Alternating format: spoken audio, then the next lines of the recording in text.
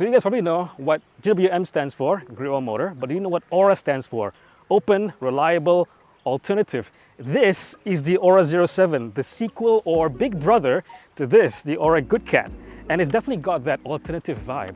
So obviously it's trying to compete against the Tesla Model 3 and the BYD Seal in the semi-sporty fastback EV space. And on pricing, it does undercut the Tesla definitely and the BYD by quite a lot enough to actually make you consider them. On pricing as well, this car offers a lot of specification for that money. So can it claw back some customers to Aura's side? Let's find out. I'm Jim, this is Carlist. Aura definitely has a love affair with Porsche, and I'm not sure it's entirely healthy. There's a lot of cues taken from the Panamera, but not the prettier second-gen Panamera. The way the bonnet sinks between the headlights, how the belt line sort of bulges, how the roof line falls away, and here we go. Look at that, how the rear spoiler deploys. It's classic Porsche, classic Panamera. The front end does resemble the Good Cat with its round headlights, shrouded grille, and metallic surrounds for its not air intake. And from certain angles, it does look pretty good. For one thing, you definitely won't mistake this car for anything else on the road. Definitely not a Tesla Model 3 or a BYD Seal. Do you love it? Do you not love it? Let us know in the comments. Gotta say though, one thing I do like about the BYD, which I was driving just last week, was how the extended range premium and performance both look identical. And yeah, it helps that the Seal looks pretty great all around. On the 07, there are bigger wheels on the performance, but this long range Ultra gets these 18-inch wheels and look a bit small for a car this big. And they're also tucked a little bit too much from the full width of the car's body, to my liking. Anyway, to each their own, it's certainly very unique. Both variants get at least the same big 83.5 kilowatt-hour battery, which, thanks to this 07 single motor and slippery shape drag coefficient of 0.22, helps achieve a 640 km NEDC range on a single charge. Pretty good. Speaking of the single motor, that sits up front producing 204 PS and 340 Newton meters of torque. In the performance, they've basically copied and pasted the same motor onto the rear axle for 408 PS and 680 Newton meters. Acceleration goes from 7.9 seconds in this car to 4.3 seconds in the performance. And because they have to cram all the EV guts into the front though, there is no frunk. At the back, the tailgate opening isn't especially big, and neither is the boot space of just 333 liters. So one area where the 07 does pull ahead of the competition is charging, because it supports 11 kilowatt AC charging compared to the BYD Seal at 7 kilowatts, which is really slow. So less waiting and less frustration for you if you're hooking up this car to an AC charger / wall box, which, to be honest, is how you'll be topping this car up most of the time. DC charging though is where this car falters, because it only supports up to 88 kilowatts.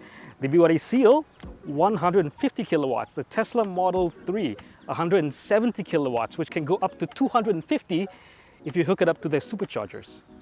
Walking up to the 07, the flush door handles don't extend out to greet you, but at least it uses a touch sensor here to unlock the car, unlike the BYD Seal's push button. Secondly, in the BYD Seal that I tested, the rear right door handle was stuck and wouldn't come out, and just like that, I could only access the rear from one side. That's the trouble with having little electric motors or failure points on everything. On the 07, it avoids this by letting me still use the door handle as a door handle if I need to. So inside, this is probably my favorite feature overall for the 07.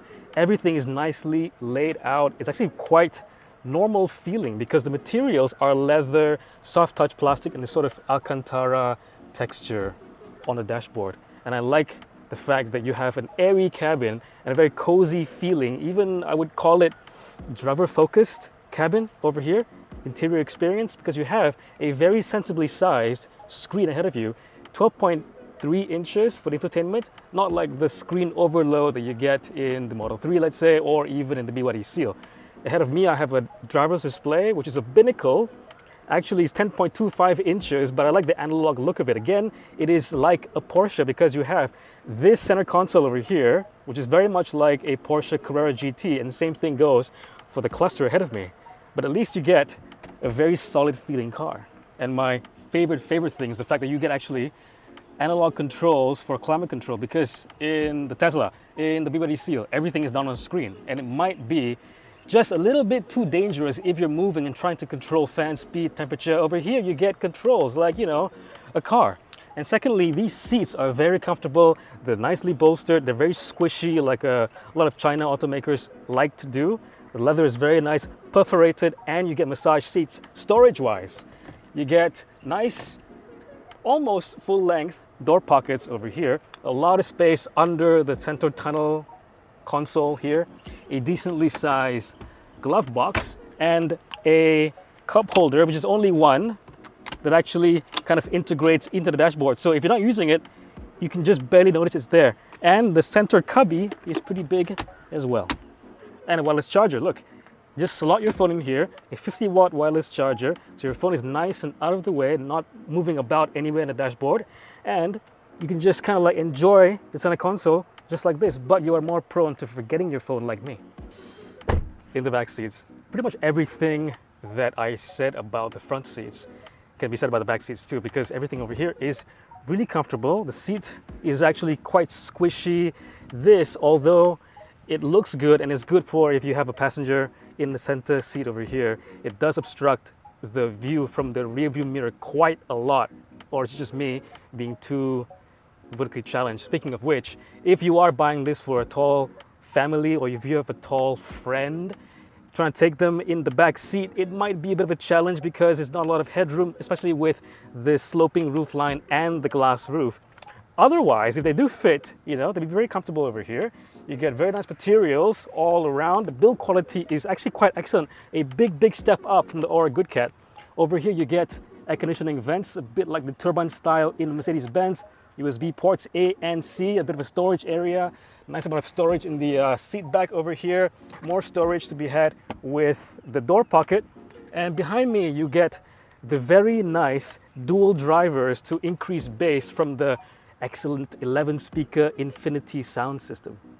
So first thing that's odd in the 07, you can't move the car unless you put on your seatbelt, and the car doesn't make it clear. You can be in drive, but it won't let you go. It keeps the parking brake on. Unless you know what you're doing, you might be very confused. And this might be a personal thing, but I think the steering wheel is a little bit too thin.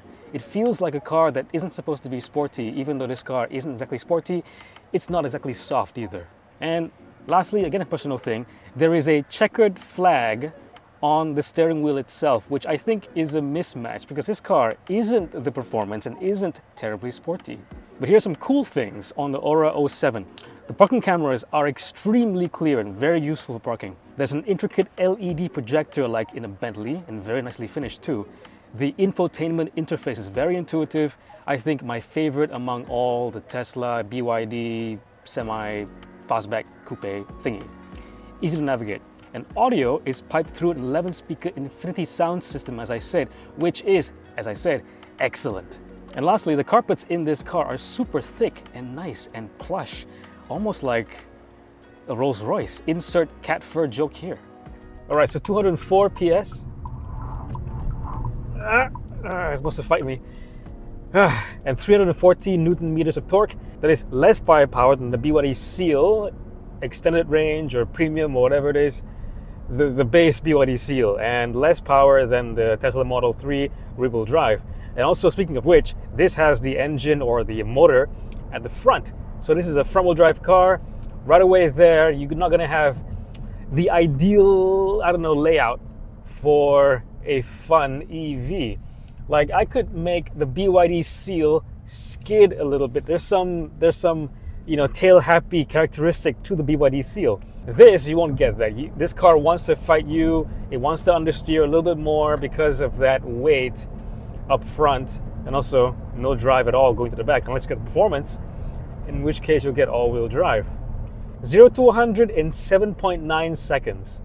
That's not as fast as the BYD Seal, not as fast as the Tesla Model 3 rear-wheel drive, but who cares? 7.9 seconds is still pretty brisk. Parking is easy, okay, and so the turning radius is also pretty good. You can make U-turns fairly easy as well. Parking is easy, I say that with a caveat though. It's easy if you use the screens. If you're used to, like me, being old school and using the mirrors to get oriented with the parking space, I don't know, that's not going to be so easy because I'll get to the rear visibility in a second. I would say refinement is about on par with what you get with BYD and Tesla. So pretty good and huge improvement from, if you've experienced like me, the good cat. But if you are in town, what you will have to get used to is the regen braking. And I think this car has one of the better regen braking calibration works going on, because I use it a lot in this car. And I don't say that about EVs generally. The BYD Seal I drove literally last week, I turned off regen braking. I put it on its lightest setting. This, I have it on its highest setting because it's really quite gradual.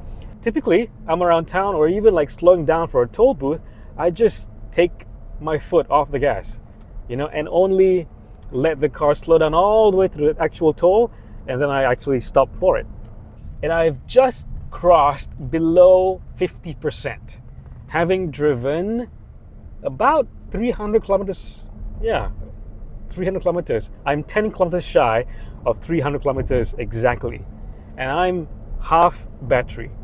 So that means in my driving style, in my conditions in around, Klang Valley, could I do 600 kilometers before I reach zero?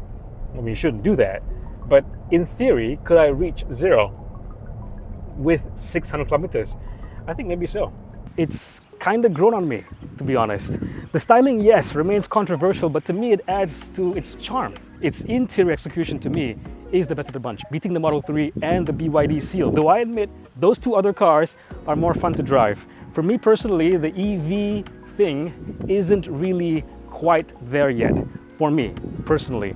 But I say, if you are in the market for a BYD Seal or a Tesla Model 3, you have to have this on the list. For one thing, it undercuts them by a large margin. I say go to a showroom, check it out in person, go for a test drive.